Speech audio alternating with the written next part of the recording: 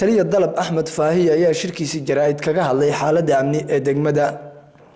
wuxuuna sheegay taliyuhu in aysan lahayn ciidanka degmadu wax gaadiid ciidan ah waxaana uu baaq u diray dowladda Puntland isla markaana codsaday in loo qalabeeyo lana kordhiyo tayada ciidanka degmada ka raaxo. xaaladda amniga degmada aad iyo aad bay u wanaagsan tahay waxqabadka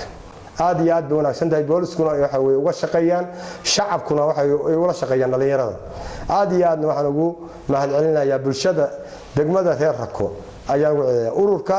Raydo aad iyo aad ayaan waxaan uga helnaa waxa way gacan iyo taageero iyo wax qabad aan uga helnaa aad baan ugu mahadcelinayaa odayaashuna aad iyo aad bay noo shaqeeyaan hooyooyinkuna aad iyo aad bay noo shaqeeyaan ninka waxa way dhibta wada ama ninka dhibta gala midna waxa way gacan bay naga siiyaan way nala soo qabtaanin mana ay qariyaanin way nala soo qabtaan kan wax weynaha weydiisanayna inuu waxa way saldhigga Rako gaarina waxa way madaxweynuhu noogu daro gaadiid la'aan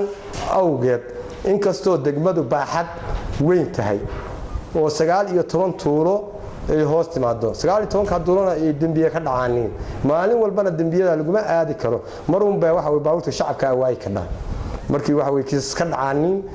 tan kale waxa way qalabka waxa way saldhigga waxa ka dhiman waxa way qalabayn kombiyuutarkii katiinadihii ilaahay dawaanihi boogti ayaa waxa weeye ka dhiman uma dhameystira qalabkii uu saldhig waxaan doonaynaa ciidanka in la tayeeyo ciidanna naloo ku kordhiyo ayaan taasan doonay. sidoo kale taliyaha ayaa ka hadlay lacagaha kaashka ah ee qaar ka mid ah ganacsatada degmadu diiday wuxuuna sheegay cidii lagu qabto in ay xarig mutaysanayaan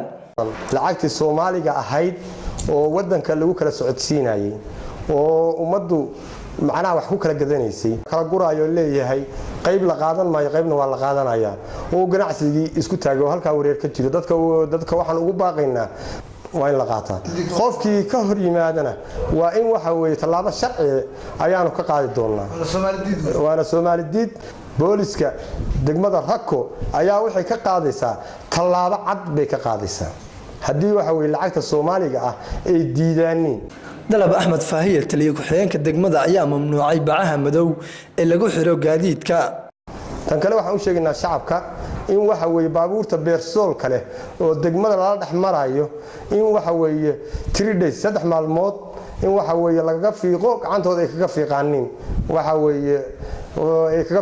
waxa weeye beersoolka haddii aan kaga fiiqin waxa weeye booliska degmada Rako ayaa waxa weeye gacantooda kaga fiiqi doonta talaabo iyo ganaaxna ugu dari doonta. sidoo kale qaar ka mid ah waxgaradka degmada iyo xildhibaanada golaha deegaanka degmada ayaa soo dhaweynaa haddii xagga amniga tahay iyo xagga lacagta diidka kulliba waa soo dhaweynaynaa inuu wax ka qabano dadka lacag diidka ah oo yiri lacagta Soomaaliga la qaaday Soomaaliga waa la kala soo waa mid cadkeena waan soo dhaweynaynaa barnaamijka isaga waxaan kala soo dhaweynayaa in baabuurta beersoolka ah anigu waxaan xildhibaan golaha deegaanka gaarigayga miyaad ku aragtaa nin wax beersoola oo hadda uu leeyahay wax beersoola ma leh